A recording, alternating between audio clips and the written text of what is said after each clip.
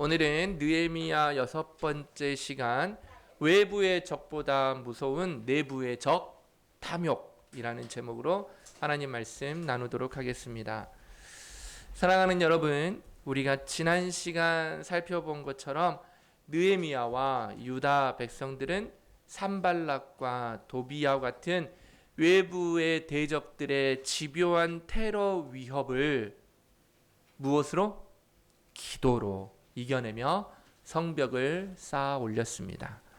성벽의 높이가 올라갈수록 백성들의 사기도 올라가는 듯 보였어요. 그런데 오늘 본문인 5장에 들어서면 분위기가 살짝 바뀌는 것 같습니다. 성벽 밖이 아니라 성벽 안에서 거대한 폭풍이 휘몰아치기 시작하는 것 같습니다. 외부의 날카로운 칼보다 더 무서운 내부의 분열이라는 암초를 만난 것이죠. 본문 오늘 1절에 보시면 그때의 백성들이 그 아내와 함께 크게 부르짖었다라고 말합니다. 크게 부르짖었어요. 무엇 때문에 부르짖었을까요? 그리고 이 부르짖었다라는 말은요, 그냥 나온 말이 아니에요.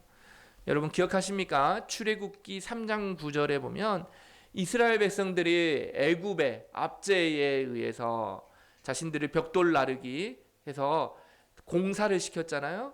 힘든 노예처럼 살았던 그 힘든 상황 속에서 내뱉었던 그 부르짖음과 똑같은 단어예요. 이스라엘이 이집트의 억압 아래서 겪었던 그 생존의 고통을 지금 여기서 말하고 있는 거예요. 참 신기하게도 여러분, 그때는 누가 이스라엘 백성들을 괴롭혔어요? 유다 백성들을? 이집트 사람들, 애굽이 그랬잖아요. 그런데 지금 1절을 보면 누구 때문에 이렇게 큰 부르짖음이 있었다고 합니까? 유다 사람들 때문이라고 합니다. 동족이에요, 동족. 같은 민족이란 말이죠. 대적들의 공격 앞에서는 기도로 하나가 되어서 어깨를 마주대었던 백성들이 이제는 내 형제 유다 사람들이 나를 죽이려 한다라고 비명을 지르고 있는 거예요. 무슨 일이 있었던 것일까요? 여러분, 사탄은요, 외부의 공격이 실패하면 스스로 분쟁하는 집마다 제대로 서지 못하도록 내부를 공격하는 거예요. 성벽 돌 무더기는요, 높이 쌓이고 있었지만 백성들의 마음에서도 뭐가 자라고 있는 거예요? 성벽이 높이 올라가듯이 탐욕의 돌 무더기가 높이 쌓아가고 있었던 것이죠. 이 탐욕이 쌓아갈수록 결국 이것은 독버섯처럼 퍼져나가서 공동체의 영적 기초를 갉아먹고 있었던 것이죠. 외부의 적은 우리를 긴장하게 하여서 기도하게 만들지만 내부의 분열은요, 회의론에 빠지게 돼요. 뭐 한다고 변화될 수 있겠어? 그래서 모든 것을 파괴하게 만드는 무시무시한 독버섯이 되는 거예요. 오늘 우리는 이런 상황 앞에서 느헤미야가 어떻게 이 공동체를 바르게 세웠는지, 어떻게 복음의 길은 그것과 그들과 다른 길인지를 보여주고 있어요. 그러므로 오늘 어떻게 외부의 적보다 더 무서운 내부의 적, 이 탐욕을 이겨내야 할지 말씀을 통해서 살펴봤으면 해요. 혹시 우리 안에도, 우리 가정에도, 내 자신에게도 이런 일이 있지 않은지 돌아보시고 교훈을 받는 시간이 되시길 바랍니다. 첫 번째로는 형제의 곤경을 이용하는 탐욕은 공동체의 근간을 흔든다는 것을 꼭 기억해야 됩니다. 뭐라고요? 형제의 곤경을 흔드는 것, 이용하는 것은 이용하는 이 탐욕은 공동체의 근간을 흔든다. 여러분 말씀을 보니까 2절부터 계속되어서 이 세 부류의 처참한 눈물이 나옵니다. 2절에서 5절까지 나오고 있어요. 그러면서 오늘 본문은 어떻게 기록하고 있냐면 어떤 사람은 말하기를 이라고 반복하면서 당시 백성들이 어떤 상황에 처했는지를 구구절절하게 보여주고 있어요. 첫 번째는 2절이에요. 식량 자체가 없어서 굶어 죽고 있는 대가족이 있어요. 네, 그 당시에는 자녀들을 많이 낳았잖아요. 우리 어르신들은 어렸을 때부터 참 가족을 생활했겠지만 그 없을 때, 굶었을 때 한번 생각해 보십시오. 이들은 본래 땅이 없는 가난한 노동자들이었어요. 성벽 재건이라는 위대한 일에 매달리니라고 이 생업을 완전히 놓게 되었죠. 그렇게 되자 무슨 일이 일어났냐면 우리 자녀가 많은데 양식이 없어서 먹고 살지 못할 정도의 굶주림이 생겼다는 거예요. 오늘 당장 우리 자녀들에게 먹일 밥이 없는 거예요. 빵이 없는 거예요. 이 엄청난 굶주림이 있게 되었어요. 두 번째로는요, 3절에 나오죠.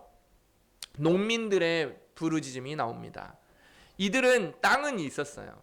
그런데 혹독한 흉년이 들었던 것 같아요.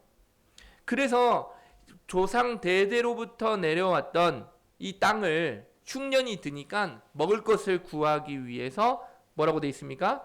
밭과 포도원, 심지어 집까지 담보로 저당 잡혀서 야 하는 그런 암담한 현실을 보여주고 있어요. 세 번째로는요, 4절과 5절인데 가장 비참한 일입니다. 이렇게 아이들이 먹을 것이 없어서 빚을 내야 됐고 흉년 때문에 자기 땅을 제대로 경작하지 못해서 빚을 내다 보니까 어떤 일이 있었냐면 자식을 팔게 되는 거예요. 우리도 이런 일들이 많이 있었죠, 옛날에. 네, 자식을 파는 거예요. 다른 가정에다가 우리 가족의 그 입도 줄이고 그 다음에 일을 해서 그 자녀를 통해서 먹을 것을 얻는 일이죠. 페르시아에 가혹한 세금을 내기 위해서 돈을 빌렸는데 율법이 금지한 이자까지 더해져서 빚을 못 갚기 시작한 거예요.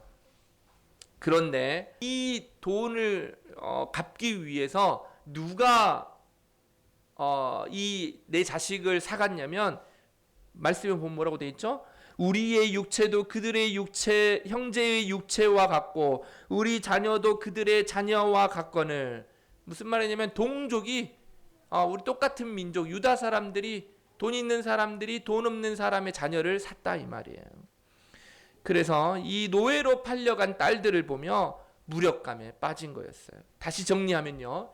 첫째는 성벽 재건에 매달리느라 당장에 먹을 곡식이 없는 대가족의 울부짖음이고, 둘째는요, 흉년 중에 식량을 구하러 조상 대대로부터 물려받은 밭과 집을 저당 잡힌 농민들의 울부짖음이고, 셋째로는 가혹한 페르시아의 세금을 내기 위해 돈을 빌렸다가 빚을 지고 결국 자녀를 종으로 판 부모들의 울부짖음이에요.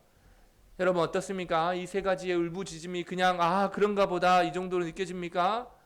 정말 비참한 상황이에요. 우리가 이런 상황이었다고 생각해 보세요.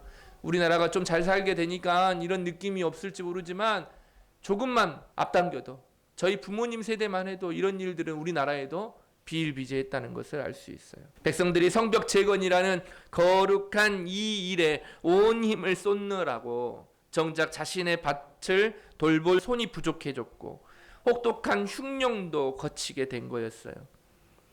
그리고 이 당시에 페르시아의 이 왕들은 이 부동산에 대한 세금을 가혹하게 하여서 이 농민들은 매년 350달란트에 해당되는 엄청난 세금을 바쳐야 했다고 해요. 이때도 분명히 유다 땅에 누가 있었겠습니까? 이런 부르짖는 백성이 전체였을까요?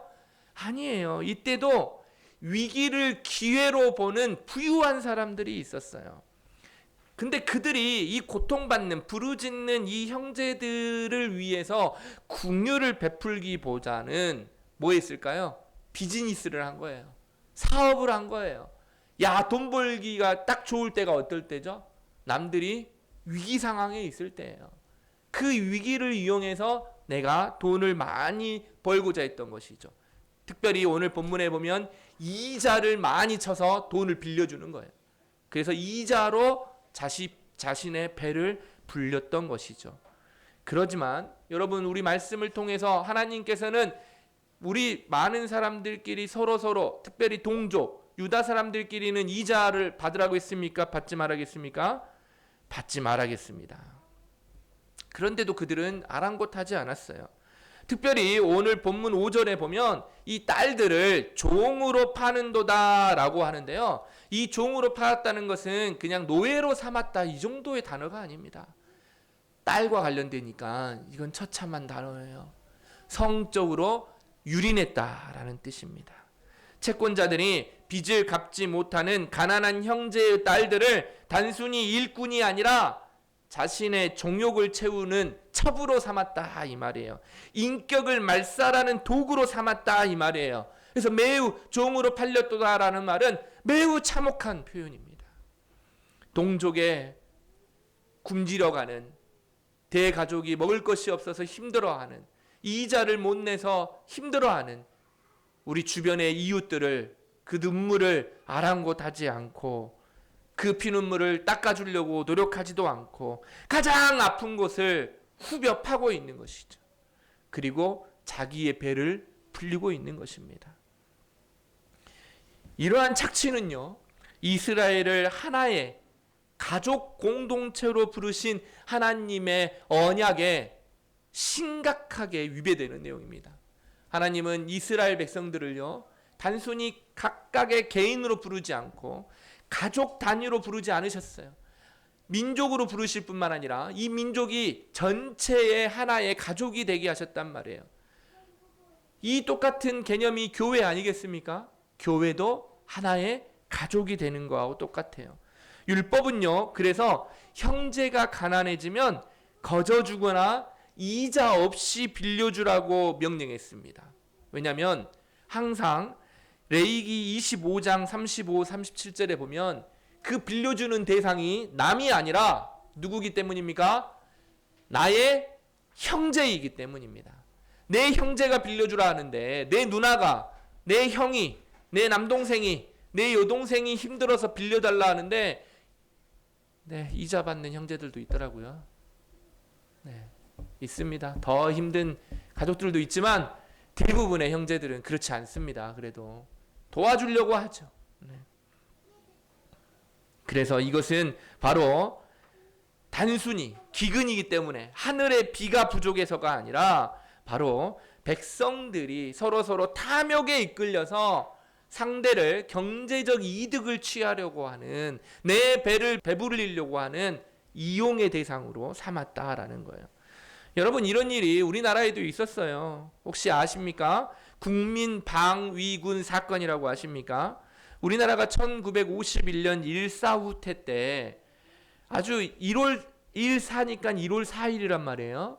엄청나게 추웠을 당시에 북한군에 대항할 사람들이 별로 없어가지고 이제 이 대항할 이 백성들을 모집해가지고 국민방위군이라고 창설하게 되었습니다.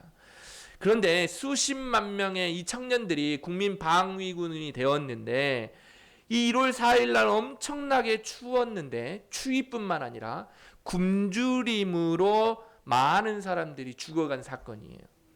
이들은 그냥 제대로 된 옷도 입지도 못하고요, 제대로 된 식량도 얻지 못한 채 그냥 전투에 나가서 국민들을 위해서 싸운다고 했지만 그냥 길거리에서 죽었습니다. 전쟁도 나가보지 못하고 수많은 청년들이 영화의 혹독한 그 일에 우리 잠옷 홀 그냥 면 하나로 된 거 그거 하나 입고 추워서 굶어 죽은 일이 있었습니다. 왜 그랬을까요? 국가에서 이들에게 이미 지급했습니다. 식량도 지급했고요, 옷도 지급했어요. 그런데 내려오면 내려올수록 없어지는 거죠. 위에서 해먹고 그 다음 해먹고 그 다음 해먹고 그 다음 해먹다 보니까 이 마지막 이 청년들까지는 돌아가지 않았던 거예요. 이 적군의 총알보다 더 무서운 것은 이 동족의 탐욕이었던 것입니다. 형제의 생명줄을 가로채서 제 배를 불렸던 것이죠. 느헤미야 시대에도 똑같은 형제의 고통을 이용해서 배를 불리는 유다의 귀족들의 모습을 보여주는 것입니다. 여러분, 오늘 시대에도 마찬가지입니다.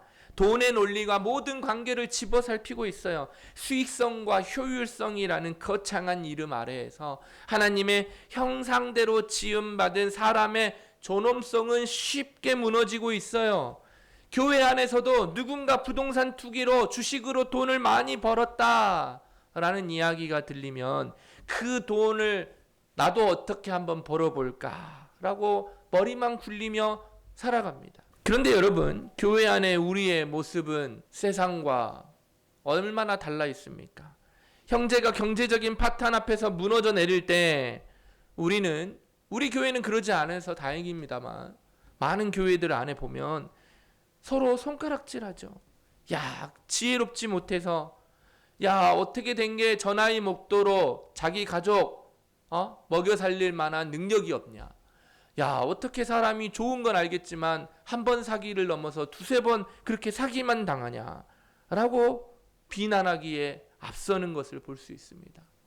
도와주기는커녕 정말 인사치레로 기도한다고 말로만 끝내지 실질적으로 내 형제라고 여기지 않는 것이죠. 느헤미야 당시에 가난한 백성들이 외쳤던 5장 5절에 보시면 우리는 형제다.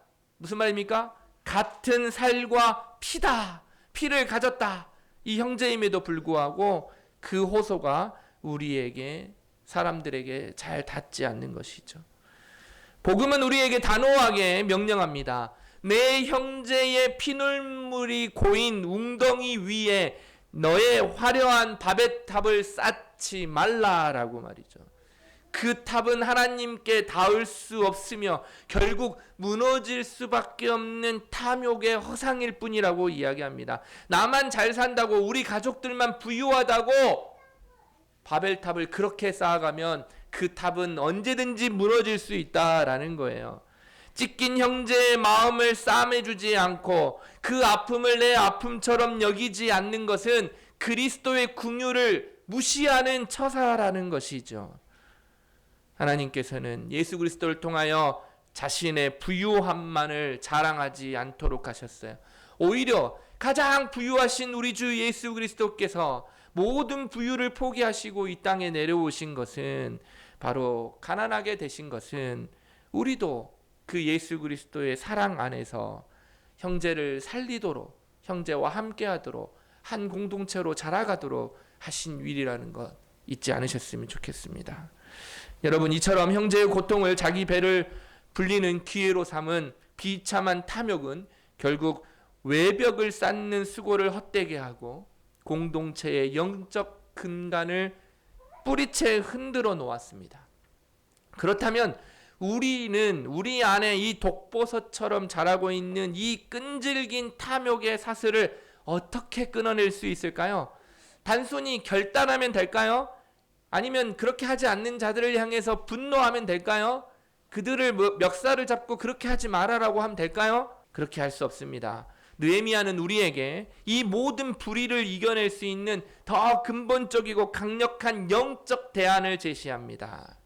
바로 우리에게도 그런 탐욕이 있다면, 우리도 그런 궁휼함이 없다면, 우리도 그런 형제를 돌아볼 수 있는 여유가 없다면 이 시간 이 말씀을 들어야 됩니다. 그 강력한 영적 대안은 바로 우리 영혼의 진정한 통치자이신 하나님을 경외하는 것입니다. 그러므로 두 번째, 하나님을 경외함이 모든 불의를 끌어내는 유일한 능력입니다. 백성들의 비명을 들은 느헤미야는요, 6절에 보시면 크게 분노했습니다. 이 노함은요, 혈기가 아니에요. 하나님의 공의가 훼손된 것에 대한 거룩한 분노였어요. 그러나 그는 곧바로 그 감정을 다 쏟아내지 않았습니다. 그리고 7절에 보시면 그는 깊이 생각했다라고 합니다. 이 깊이 생각했다라는 말은요, 내 마음이 내 위에서 조언을 받았다라는 의미예요. 재밌죠? 네, 깊이 생각했다는 것은 또 이리저리 골똘히 이렇게도 생각해보고 저렇게도 생각해보고 그런 뜻이 아니라 내 생각이 뭐라고요? 저 위에서 조언을 받았다.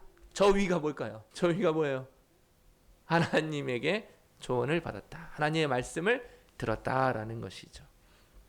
그래서 감정에 휘둘리지 않고 하나님의 시선으로 자신을 통제했다라는 것이죠. 그래서 느헤미야가 해결하려고 하는 이 원칙은요, 그냥 경제적인 논리나 법적 소송이 아니에요. 야! 놀라지 마시고. 너 어떻게 그렇게 고리대금을 하느냐? 너 어떻게 동족의 피를 빨아먹을 수 있냐? 어떻게 네 형제의 딸을 성적으로 유린할 수 있느냐라고 막 법적으로 막 이렇게 하는 게 아니라 이 말이죠.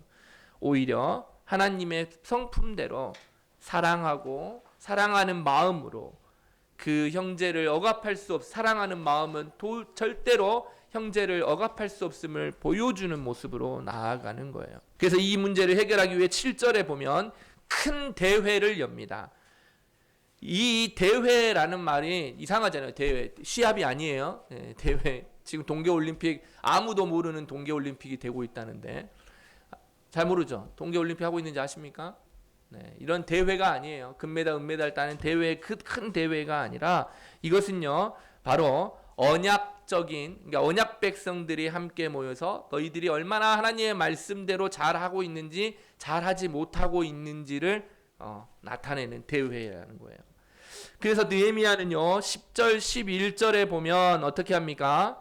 나와 내 형제와 종자들도 너희들과 마찬가지로 돈과 양식을 백성들에게 구워 주었다. 나도 빌려줬다 이 말이에요. 너희들처럼. 그렇죠? 하지만 어떻게 합니까? 우리는 이자를 받지 않는다. 말씀에 따라서 이자를 받지 않는다라는 말이에요. 그러므로 너희도 오늘 당장 밭과 집과 이자를 뭐라고 합니까? 돌려주라. 나를 보지 말고 성경을 봐보세요. 네, 라고 선포합니다. 특히 11절에 보면요, 100분의 1이라고 돼 있죠. 100분의 1이에요. 하지만 이 정도는 최소한 해라. 왜냐면 이 정도는 해도 된다라는 거예요.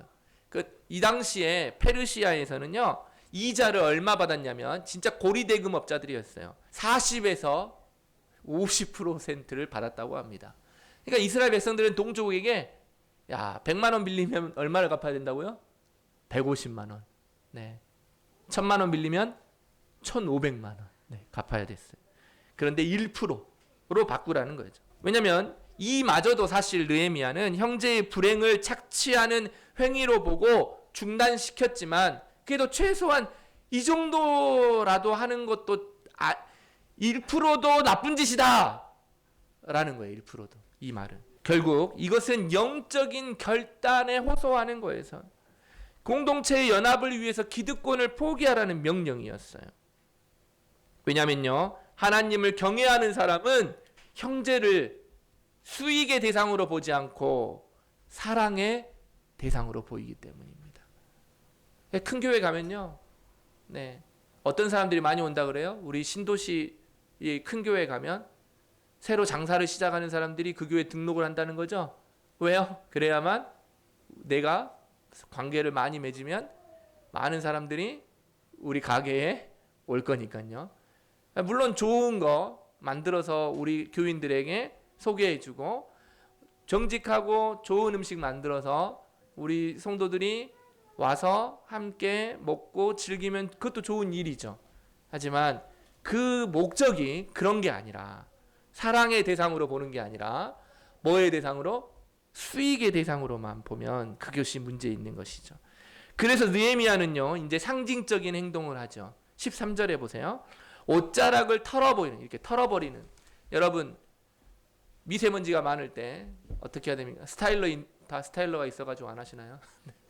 미세먼지가 많거나 아니면 눈이 이렇게 내리면 어디 건물에 들어가면 하기 전에 뭐 하고 들어갑니까? 털죠. 왜 털죠? 왜 털어요? 예, 더러운 거, 눈이 묻어 있으면 눈이 들지 않도록 털어버리는 거죠. 너희들이 말씀대로 하지 않으면 눈 털어버리듯이 하나님이 누구를 털어버린다고요? 네, 너를 털어버린다. 이 굉장한 말씀입니다. 그런데요, 이제 우리는 이런 식으로 느껴지지만 고대인들은요, 옷자락이 접힌 부분에 뭘 놓고 다녔냐면 이렇게 접힌 부분이 있는데요. 우리나라 옛날 보면 도포 안에다 뭐 놓고 다녔어요? 쌈짓돈 같은 거 놓고 다녔잖아요. 이렇게 똑같습니다.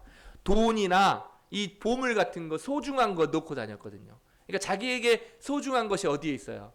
이 옷자락에 있었던 거예요. 근데 이걸 털어버리면 너가 그렇게 탐욕스럽게 가지려고 했던 모든 것들이 뭐 한다는 거예요?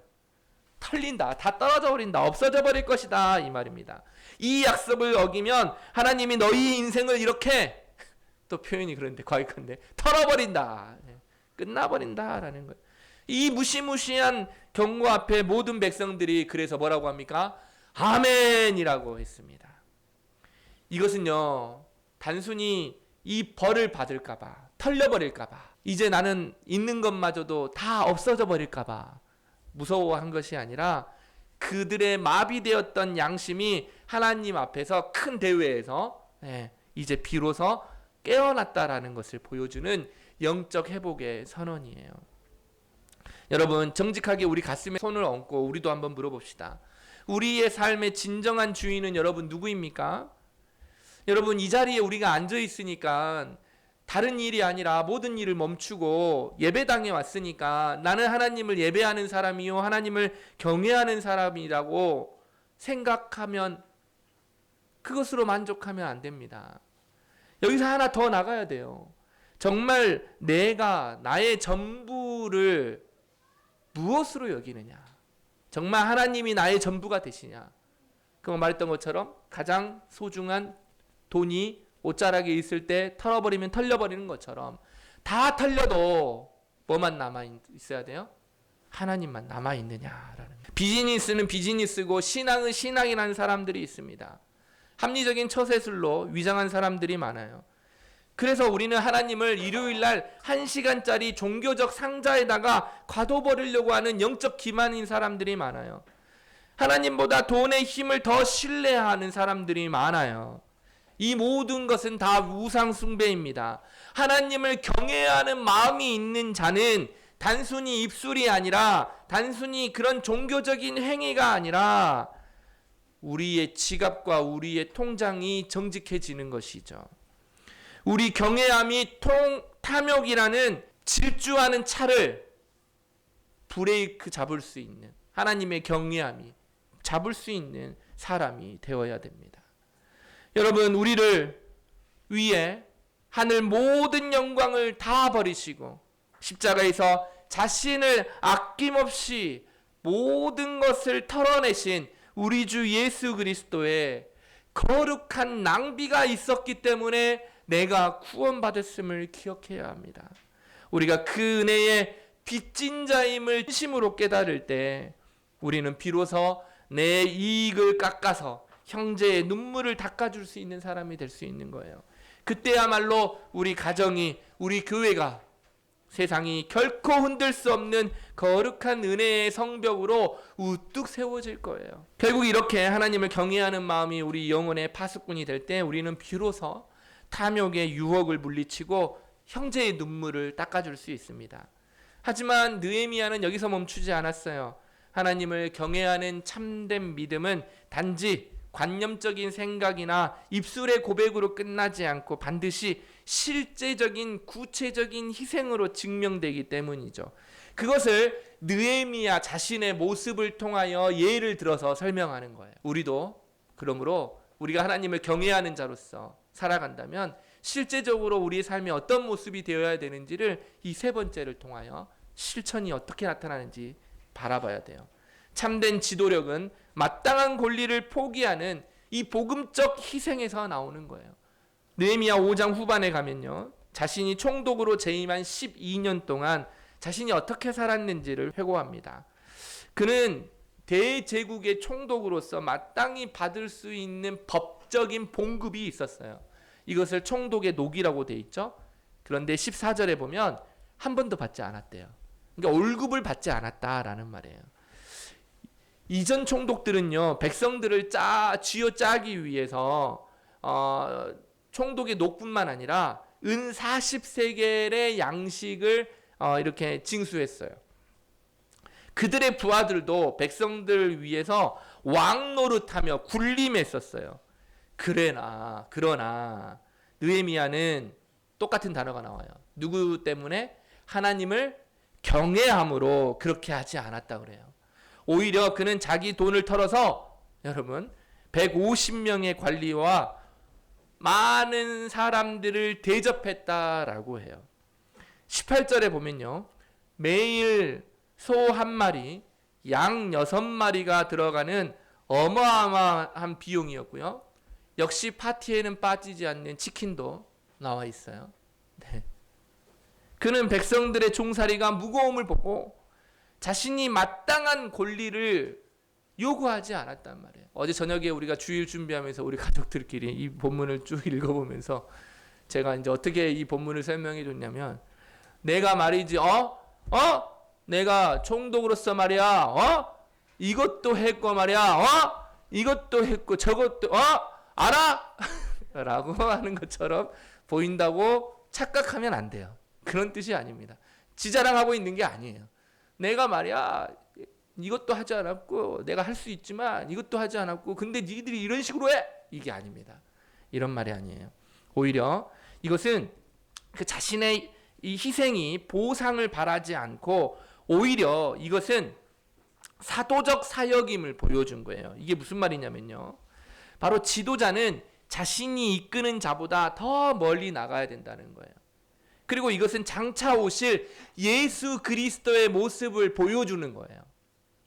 빌립보서 2장 6절에서 7절 말씀을 보면요, 그리스도는 하나님의 본체이시나 자기의 하나님됨을 주장하지 않고 우리를 위하여 하늘의 모든 영광과 권리를 다 포기하신 채 어떤 형상으로 우리에게 오셨다고 합니까? 종의 형체를 입고 오셨다라는 말이에요. 이런 것을 이야기하는 거예요. 우리는 그렇게 살아야 한다는 걸 보여주는 거예요. 느헤미야가 바로 그리스도가 보여주신 자기의 비참함에 되게 하신 것, 12년간 그리스도의 모습대로 살아갔다는 것을 이야기해 주는 거예요. 우리 모든 백성들이 이 땅을 살아갈 때 나는 지도자가 아닌데요 라는 것이 아니라, 우리가 그리스도인이 되었다면 예수 그리스도의 형상을 닮아 예수 그리스도의 모습대로 이렇게 살아가야 한다라는 것을 복음으로 도전하고 있는 거예요. 내가 피땀 흘려서 번 돈인데 내 정당한 권리를 행사하는 게 무엇이 문제이냐라고 말하는 것은 세상의 합리성입니다. 세상에서 말하는 거예요. 물론 자신의 노력과 자신의 돈은 자신이 쓰는 자신의 나름대로의 결정권이 있는 것입니다. 하지만 하나님께서 여러분에게 힘을 주시고 환경을 주시고 사람을 붙여주셔서 일할 수 있게 되었다라는 것, 그렇다면 나에게 있는 모든 것은 온전히 나의 땀과 나의 노력으로만 이루어지지 않았다라는 것이죠. 감사할 수 있어야 되고 나눌 수 있어야 된다는 것을 오늘 말하는 거예요. 그러므로 주님이 들려주시는 이 느헤미야를 통해서 들려주시는 복음의 소리는 세상의 말과 전혀 다른 겁니다. 복음은 우리에게 항상 묻지요. 너를 위해 하늘 보좌를 버리고 너를 위해 물과 피를 쏟아 목숨까지 내어주신 주님을 위해서 오늘 너는 마땅히 누릴 수 있지만 기꺼이 포기할 수 있는 그 거룩한 손해를 감당할 수 있느냐라고 우리에게 항상 물으시는 것이죠. 내 기득권만, 내 권리만 찾는 사람이 아니라 당연히 누릴 수 있는 부요함, 당연히 얻을 수 있는 나의 권리를 기꺼이 내려놓는 것, 보이지 않는 곳에서 묵묵히 형제를 섬기는 것, 당연히 받아야 할 박수를 양보하는 것, 그 권리 포기의 현장이야말로 이 무너진 시대의 영적 성벽을 재건하는 가장 영적인 접착체가 된다는 것을 오늘 보여주는 거예요. 그러므로 십자가의 희생 없는 재건은 모래 위에 지은 성이 될 뿐이라는 것이죠. 우리를 위해 자신의 모든 것을 완전하게 털어내신 그리스도의 그 거룩한 낭비가 교회를 세우는 가장 단단한 기초가 된다는 것을 잊지 않으셨으면 좋겠습니다. 그러한 삶이 우리 가운데 가득했으면 좋겠습니다. 이제 말씀을 맺겠습니다. 느헤미야는 5장을 마무리하며 이렇게 기도합니다. 19절이죠. 우리 한번 같이 읽어볼까요? 시작. 내 하나님이여, 내가 이 백성을 위하여 행한 모든 일을 기억하사 내게 은혜를 베푸시옵소서. 아멘. 이 기도가 자기 공로를 자랑하는 교만이 아니라 그랬죠. 내가 말이야 이게 아닌 말 아닙니다. 내가 오직 주님만을 위해 진실한 동기를 가지고 행했음을 하나님은 아시지요. 하나님은 아실 겁니다. 라는 고백이었어요. 세상의 박수나 통잔 장구가 아니라 오직 하나님이 나를 기억해 주는 것만으로도 충분하다는 신전의식. 네, 고신이 가지고 있는 아주 중요한 의식입니다. 코람데오의 절정이에요. 우리가 사람의 인정을 구하느라 쓸데없는 에너지로 힘든 것이 아니라 비로소 우리를 사람되게 하는 것, 우리를 우리답게 살아가게 하는 것은 하나님을 경외함으로 살아가는 거예요. 그리고 하나님의 은혜가 아니면 오늘 하루도 살아갈 수 없다라는 것을 고백하는 것이죠. 그러므로 사랑하는 여러분, 돈보다 사람을 사랑합시다. 사람보다 하나님을 더 경외합시다. 우리가 그리스도를 닮아 마땅한 권리를 내려놓고 형제의 짐을 함께 질 때 하나님께서는 우리 고독 장로교회 얼마 되지 않는 숫자지만 숫자가 중요한 게 아니에요. 우리 고독 장로교회를 통해서 세상이 감히 넘볼 수 없는 은혜의 성벽을 완성하실 것입니다. 우리의 작은 그 헌신조차도 하나님은 잊지 않을 거예요. 네, 그래서 우리 감사하게도 4주째 밥 먹고 나면 간식을 한 명씩 준비해 와서 네, 오늘도 창대가 준비했다네요. 네, 그러니까 잊지 않고 우리 고3짜리가 또 함께 나누겠다 그러고 일본에서 귀한 간식을 가져왔다는 것은 부담을 엄청 줘야 되는데 우리가 이렇게 한 몸을 이루었다는 것을 보여주는 거예요. 기억하고 했다는 거죠. 하나님을 경외하기 때문에 이런 일이 있는 겁니다. 이런 일이 우리 가운데 더 풍성해지길 바랍니다. 아멘.